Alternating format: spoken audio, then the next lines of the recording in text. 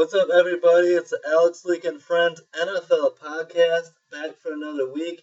I'm your host, Alex Leak, and we have a special guest on the show, the Ultra Back, former Ohio State Buckeyes running back and Chicago Bears running back, Raymont Harris. Thanks so much for coming on the show, Raymont. Thanks, Alex. I appreciate it, man. Yeah, it means a lot to get to talk to you and talk about your career. Let's start at the beginning. You played your high school ball at Lorain Admiral King in Lorain, Ohio.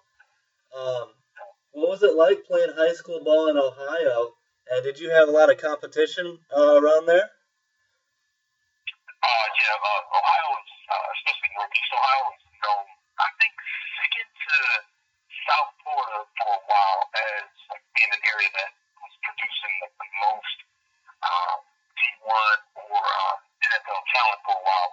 So I kind of came of age in the 80s. So it was like very popular up there. And yeah, no doubt there was a huge amount of talent. I was pretty late getting into football. I didn't play organized football until my freshman year of high school, and I didn't get a chance to start on the varsity level until like midway through my junior year. Oh. And yeah, I know. And what makes that crazy is that actually I ended up only playing 7 games like my entire high school varsity career. And off the strength of those 7 games, I was able to still get recruited by D1 schools and ultimately choose Ohio State. Yeah, that's very cool. Was football always your passion, or did you play multiple sports in high school? Oh, yeah, we grew up playing everything. So I played football. My number one sport was baseball. Okay. And I played some basketball as well. I was like 5'10", trying to play power forward. So that I think we all knew like that wasn't going to go too far. But I enjoyed basketball a great deal as well. Ran track. We played everything we could. But baseball was definitely my first love. Nice. Yeah, speaking of that, not playing a lot in high school, what was your college recruitment like coming out of high school? I heard you actually committed to Michigan at first and then ended up choosing Ohio State. How did that happen? Yeah. So even though I didn't play much, the 7.5 games that I started, I had a number of schools, like a lot of schools across the country that were still interested in me. So I was pretty fortunate in that regard. The very first trip I took as a recruit was to Michigan, and that was the first time I had ever been on an airplane. And I flew in to Ann Arbor, and Bo Schembechler was still the head coach there. He put his arm around me and told me I was going to be the next great running back there. So, I was a huge sports fan. So, how do you tell Bo Schembechler no? So I committed to Michigan, and then went on my other 4 visits. And then when I finally went down to Columbus, and even though like the Ohio State football team was struggling compared to Michigan and some of the other teams in the Big Ten, it just felt like the kind of place that was like meant for me. John Cooper was the head coach at the time, and he was going into his second year, and he really sold me on the idea of coming to Columbus and helping rebuild our state school versus going out of state to somewhere that was already established. So I made that choice, and I've never looked back. Yeah, it's a tough decision.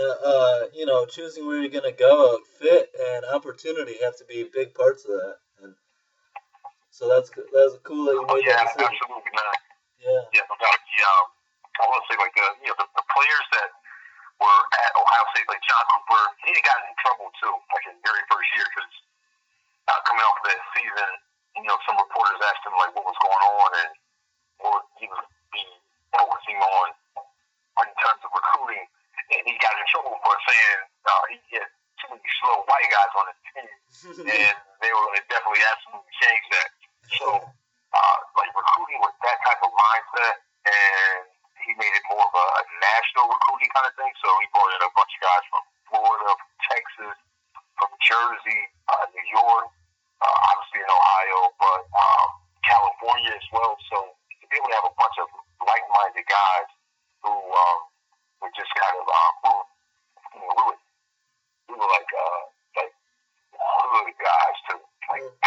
Guys are like real rough around the edges, but we would fight to the end.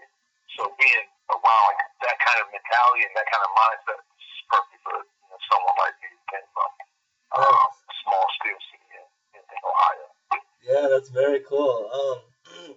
Then in 1990, your freshman year at Ohio State, I mean, you played. That was a loaded team. I mean, you played with quarterback Kirk Herbstreit and a very deep running back room with Robert Smith and Scotty Graham and yourself. Um, Yeah. you'd rush for 519 yards and 9 total touchdowns as a freshman. Why do you think you were so successful right off the bat at Ohio State? I really feel like, well, honestly, actually, I wasn't that successful. Mm-hmm. I got to Ohio State in '89, Oh, okay. and I was poised to be the probably third running back, Mm-hmm. and then I hurt my ankle in training camp, so I ended up getting redshirted. So for an entire year, I was just like a practice dummy, and I'd go up against like the first and second team defense, and I like that's where I got my I really was able to kind of learn the plays and establish myself as someone that to be respected, and I had no fear. Ran against all older guys and tough guys, and I think that right there really helped me understand, number one, that I was good enough to play at that level, and then number two, that regardless of any kind of setback, I'd still be able to fight on and keep going and not quit. So the second year, my second year, my very first year of actually getting a chance to play, I got a chance to start the first couple games, and that was a huge thing because I beat out Robert Smith, I beat out Carlos Snow was still there, Scotty Graham, Butler Vanote, a number of guys that ended up going into the NFL were still there. And honestly, I would just really truly credit that first year experience of working extremely hard and not receiving any kind of any credit for it, and being with a bunch of guys that we did all the things together, but they ended up getting a chance to play. And I used that as fuel to really try and establish myself the following year. Yeah, that's a great story. Then Ohio State would tie against Indiana early in that 1990 season. And looking back on it, that was so weird to me that you could tie in college football. The fourth quarter I would just end and that'd be the game. I mean, that had to be an interesting time with no overtime rules. Yeah, it was tricky, man. During that time, you would never believe it. It's hard to kind of fathom it now. But in the late '80s, Indiana, IU, the Hoosiers, they had Anthony Thompson, and the head coach was Bill Mallory, and they had a squad that was pretty much dominating Ohio State. So it's kind of funny to kind of look back at that now, 30 years ago, and think that was even capable, but they really did. So the fact that there were a number of games where we ended up not being able to kind of finish and follow through and come out with a winner for the game, and that always left a horrible taste in our mouth. But where our program was during that time, it just to be honest, for us to be able to tie that year with Indiana, a team that had been dominating Ohio State, it was a mini accomplishment that we were happy that we could build on the following year and the year after that. Yeah, absolutely. And you would also, the Ohio State would be building, their roster, adding, wide receiver Joey Galloway and future Heisman winner running back Eddie George. I mean, such loaded rosters there at Ohio State while you were there. Yeah, John Cooper was a great. John Cooper and his staff were like amazing recruiters. We didn't always do that well when it came to the big games and bowl games, but we really laid the foundation to really turn the program around. For it to be where it was supposed to be, by the time we got to the mid-90s. Absolutely, and speaking of that, in 1993, you would be the team MVP, rushing for over 1,300 yards and 12 touchdowns. The Buckeyes would go 10-1-1 and be co-Big Ten champions. unbelievable year. You would finish your career at Ohio State with the school record for most rushing yards in a bowl game with 235 and ranked 6th all-time in Ohio State rushing yards at the time when you left the school. Yeah. Incredible year in 1993. Go ahead. Yeah, I appreciate that. Yeah, I was a man. Well, it's funny to hear you say that. It kind of brings back these memories of man, 30 years ago. Yeah. But yeah, it was a really special season for us. It ended bittersweet because we finally won the first bowl game that we had. It was the first bowl game we had won since for my entire time there, and we were number 3 in the country, and we were undefeated when we went to Camp Randall to play Wisconsin. Mm-hmm. They tied us, but we were still number 3. I think we were number 2 and then dropped to number 3. But then, our last game of the season was against our rival, Michigan, and we lost that game. So we ended up, dropping down to number 10 and then, playing against BYU. So it was horrible to lose to our rival, obviously, but then to, finally secure a bowl game victory, and then for me to also do it in real spectacular fashion. Absolutely. That was really bittersweet for me. Yeah, 235 yards and 3 touchdowns in that bowl game against BYU. Hell of a performance. Did you have any questions about if your game would translate to the NFL, or did you feel like you were built and ready to take that next step and be an every down back in the NFL? Yeah, I really thought I was. Yeah. Given playing at a big time program like Ohio State and playing with the incredible amount of talent that we've had during that time, I felt like I stood toe to toe with all of those guys. Mm-hmm. And the previous year, Robert Smith had left, and he was a first round draft pick, and he had some success in the league. And Scotty Graham was in the NFL, and he had some success. Carlos Snow had left and gone to the league, and there were a number of players that we played against throughout the Big Ten that I knew that I could play against. So deep down, there was no lack of confidence on my part, but you just never really know how it's gonna turn out, because the one thing about the NFL is it truly depends on what program you go to. Yeah. It depends on what system you're in. Depends on what kind of alignment you have. Depends on whether or not you have a good fullback or a scheme that really fits what you do well. So depending, if you can get into the right system and the right scheme, I truly believe that I'd be able to have some success. Absolutely. You would be selected in the 4th round of the 1994 NFL Draft, pick number 114 overall by the Chicago Bears.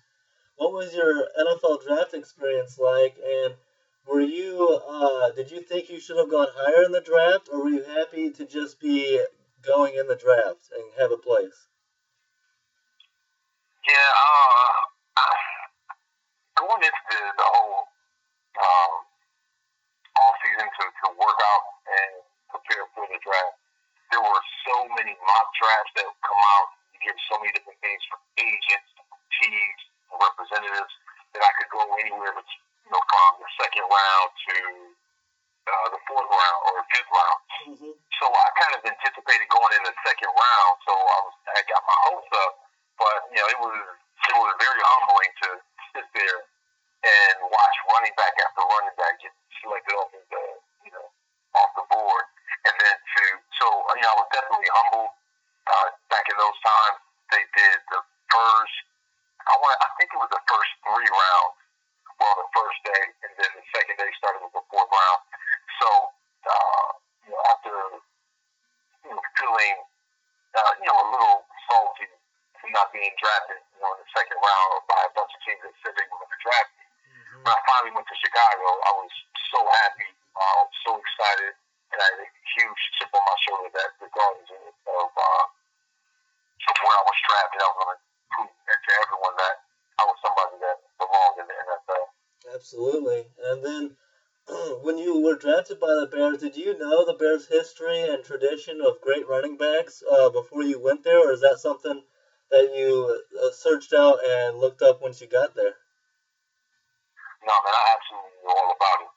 Growing up as a kid, my grandmother, my maternal grandmother, and family lived in North Chicago, so in Waukegan, in North Chicago, so north of the city. Okay. So I would go, so I would go to Chicago, the Chicagoland area growing up. So I was very familiar with Chicago sports.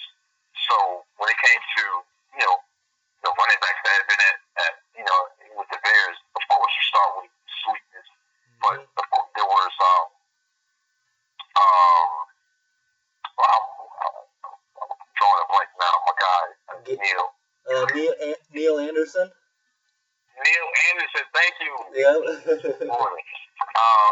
So Neil Anderson and there was all kind of guys like Thomas Muster and Ironhead Haywood and all these different dudes. So I was very familiar with the history and when I was brought into training camp, they had me playing fullback at first.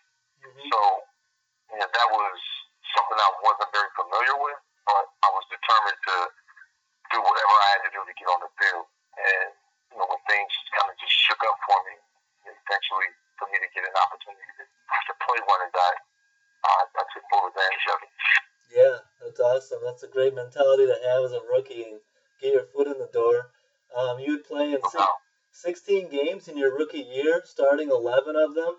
You scored 700 total yards and a touchdown as a rookie. The Bears would go 9-7 and make the 1994 playoffs. In the wild card round against the Vikings, you would start and record 87 yards and a touchdown in your playoff debut, including a nice run. I believe it was like a 30-yard run, break a tackle, and keep going for a touchdown. Hell of a playoff debut against the Vikings.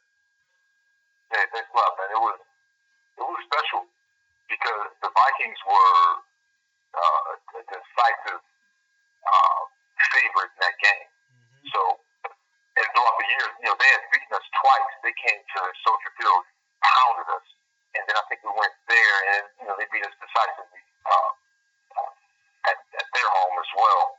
So for us to then have a chance to, we just sneaked into the playoffs, and we were a huge underdog, and for us to pull out the win, not only win, but we won in a dominant fashion. It was really one of the highlights of my NFL career as I look back. Yeah, in a hostile environment, go in there, beat the division rival, and not only that, I believe the Vikings had Robert Smith, your old high school or college teammate, on the team, and you had Alonzo Spellman, college teammate on your team as well with the Bears. So. Yeah, and Jeff Graham was a wide receiver. He was a starting wide receiver. He was from Ohio State, and then they also obviously had Chris Carter. Yeah. So he was from Ohio State as well. So Ohio State, the Buckeyes were well represented in that game. Absolutely. The Bears would advance and take on the 49ers in the divisional round. It didn't go as well, losing 44-15, but that Niners team was dominant and would go on to win the Super Bowl that year. But a hell of a rookie year and a great start to your career. Then in 95, the Bears would draft running back Rashaan Salam in the first round of the draft out of Colorado. You suffered a broken collarbone that kept you out most of that season. Did that concern you that the team would go and draft a running back in the first round with you already on the roster? Did you feel like that would take away some of your snaps and touches? Yeah, I was still like a fullback, so that's where the whole ultraback came in. Okay. With the fact that I could play fullback and I can also play running back, and I could shift in between having my hand down in a 3-point stance, but then also take a couple steps back and play be a single back as well. So bringing in Rashaan Salam, I watched him in college, and I knew he was a special player. Mm-hmm. I knew he was really good. But when you get to that level, you have confidence.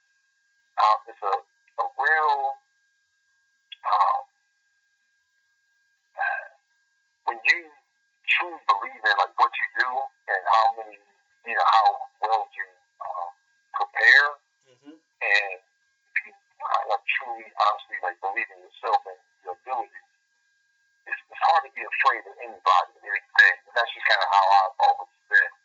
So I was once again, if there was a point at all coming off of that first season, and I started to feel like I started to get full of myself or thinking I was the man. I was slapped right back into reality when they drafted him in the first round. That's when I was going to have to come out and compete extremely hard, work really hard, and keep doing what I had to do to continue to get on the field.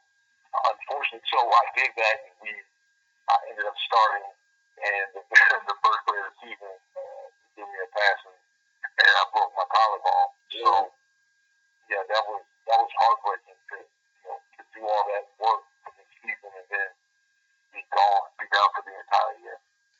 Yeah. On the first play.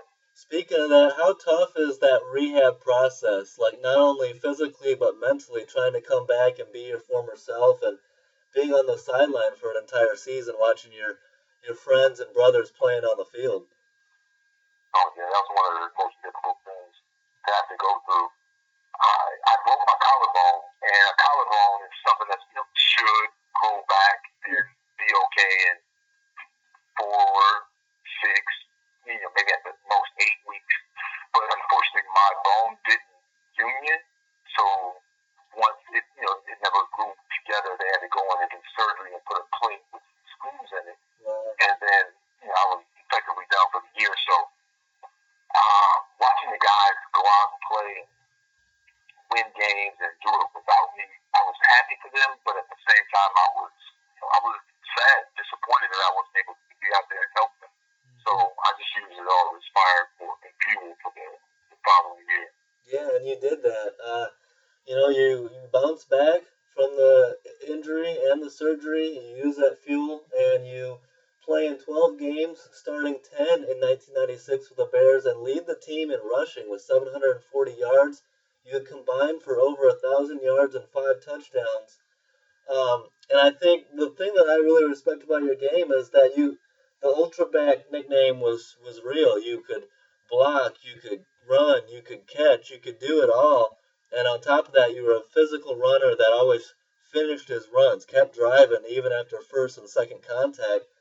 And that's why, you continued to get opportunity, I believe, is that you could do all those things. Hey, thanks a lot. I appreciate you saying that. And that was one of those things where I had to kind of distinguish myself. We had a packed running back room, and we had wide receivers that they wanted the ball. So I had to do something and be something that could, or someone that could be versatile enough to be able to make sure that the coaching staff knew, number one, that they could depend on me, and then number two, that if they entrusted the ball in my hands, that I would do something to ensure that our team is moving in the right direction. So the best way to do that is to not be a one-trick pony, to be able to run the ball, to be able to catch, to be able to block, not only run block, but pass protection. I even played a little bit of special teams. So trying to do as much as I could, and so the team and the coaching staff would, trust in me and want to keep me in that lineup as much as possible. Yeah, absolutely, and you did that to a T. And then in 1997, you would have your best career year. Start 13 games, rush for a career high 1,033 yards and 10 touchdowns. The Bears would struggle, however, just going 4-12. Give us a little insight of what it's like to be having a career year, carrying the rushing load, and not be winning many games. Sort of like, Saquon Barkley gets drafted high to the Giants, and they struggle and don't win games. And even though you're balling out and putting up amazing numbers, does that wear on you after a while? Absolutely. It was bittersweet once again that finally they were entrusting the ball in my hands and giving me chances and opportunities to go out and do make plays. Yeah. but our team wasn't winning games. So it really overshadows like the personal success when your team is not doing well. So when that's the case, you start hearing all the boos of the team. People would cheer for me, uh, but they would boo the team because we lose. So yeah, that was a really tough environment to be in. And then by the end of the year, unfortunately, I tore a ligament in my ankle and missed 3 games. So it was a really difficult thing to kind of like juggle because I felt that I arrived in a space that I thought I should be in the NFL, but at the same time my team was struggling, and then to do like another season-ending injury it was just heartbreaking. Yeah. Yeah, it had to be tough. And then in 1998, the Bears would sign running back Edgar Bennett and draft running back Curtis Enos out of Penn State. So you would sign with the Green Bay Packers, playing 8 games in Green Bay, recording 296 yards and a touchdown. How did your time in Green Bay compare to your time in Chicago? Well, it was a totally different environment. Mm-hmm. Green Bay had just come off of going to the Super Bowl 2 years in a row. Won the first year, lost that second year to Denver. Mm-hmm. And it was a team full of Pro Bowl players and guys that had been very successful. The league MVP for 3 straight years was quarterback Brett Favre. So going on to that team that has had tremendous success, coming from like a place that didn't have a lot of success, it was really eye opening. I love that place. I mean, I love like the players. I love the team. The organization was really top notch. Mm-hmm. But I can't front, man. I really missed the camaraderie that I had in Chicago. I helped build over the last 4 years, mm-hmm. and then to go from being on the team that you were a focal point on, and your rival was the same team that you're now going on, and you're just like a utility player almost. It was a really interesting dynamic that I had to. I actually really struggled with because I still wasn't healthy all the way, mm-hmm. and I'd never been bruised before. And when I went to the Packers, I was on that team, and oh my gosh, man, I had fumbled the ball, fumbled or dropped a pass or something like that. The crowd, the fans were booing me and wanting like the other guys to come in. So it was truly an adjustment when it comes to for everything that I was used to in Chicago when I went over to Green Bay. Yeah, that's gotta be crazy, and people don't think about that. They think of you as, like Madden pieces, and they can trade you from team to team, and they don't think about, mentally and emotionally and family-wise where you live and what you have to deal with in those, especially going from rival to rival and stuff like that. It's crazy. Yeah. Injuries would force you to miss the 1999 season, but looking back on it, it had to be tough. It had to be rough coming up in the 90s, playing the running back position with all the physicality, all the wear and tear and the hits that you would take. Comparing that to nowadays, do you think if you were a running back coming up in today's era, you would have a lot more success?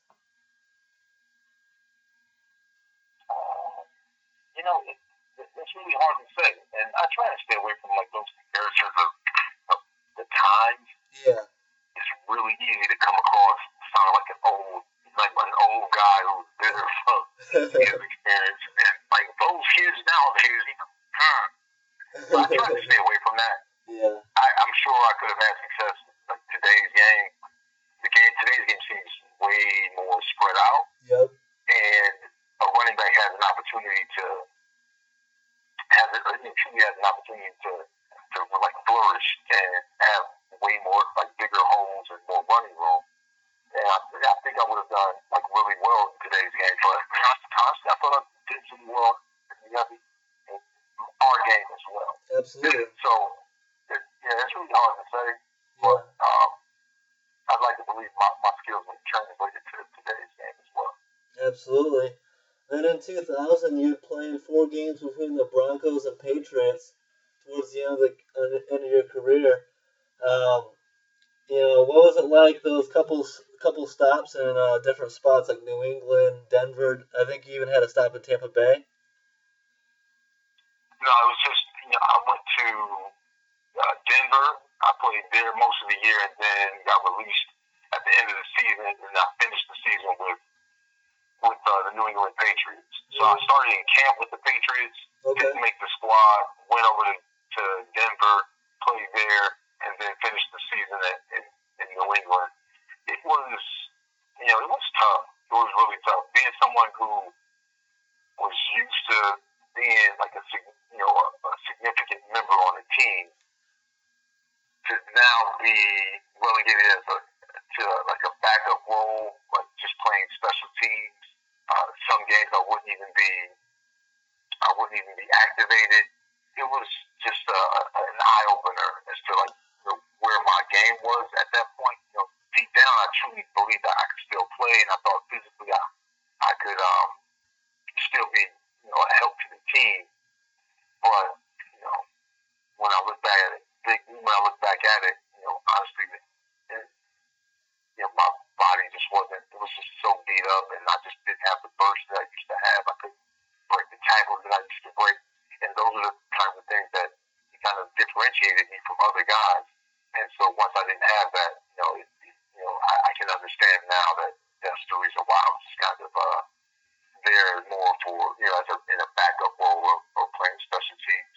Yeah. But when I look at the whole entire career as a whole, I'm pretty fortunate, man, to play in a physical era and be a physical running back. Yeah. The average running back, he only plays 2.2 years, and for me to be able to do that, play my style, the way I did it for 6 years, I'm pretty happy with how it all turned out. Yeah, I was gonna say, lasting 6 years in what I call the not for long league, is very impressive and a very physical era. A great career. Ohio State, all-time great running back, a very solid Bears running back, helping win a playoff game. Hell of an accomplishment to last as long as you did. Looking back on your career, what do you remember the most? What do you like to daydream about, or when you get a moment, think back on, or what do you miss the most about playing the game of football? Well, the checks, the game checks were great. Yeah. Love those. But second to that, the camaraderie, the locker room, the really close bonds that you build with guys that you never even knew before you joined the team. And we spent so much time together. We worked and bled and cried and had the same goal to actually do that with a bunch of like guys that turned into brothers. I mean, it truly felt like family, and to have like those unbreakable bonds that to this day I still call my teammates from Chicago. I still talk to the guys from like Green Bay, and of course I know almost everybody in Columbus at Ohio State.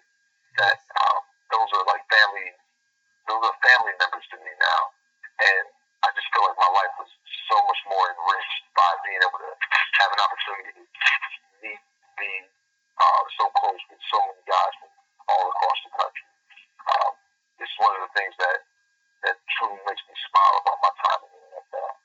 Absolutely, that's very cool and underrated aspect of working and being in the trenches with your teammates and going through adversity, and you really develop great bonds, I'm sure.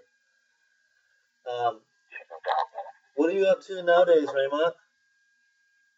I am the director of development in the athletic department at Ohio State. So I do major game fundraising for all 36 sports.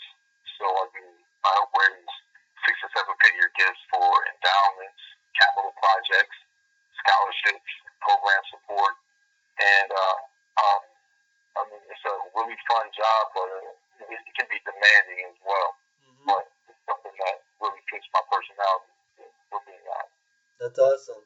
Great to see you doing well. And thanks so much for taking some time to be on my podcast, Raymont. It was an honor to talk some football with you and shed some light on your great career that you had. Thanks, Alex. I appreciate you taking the time to reach out with me, man. And hope continued success with the show.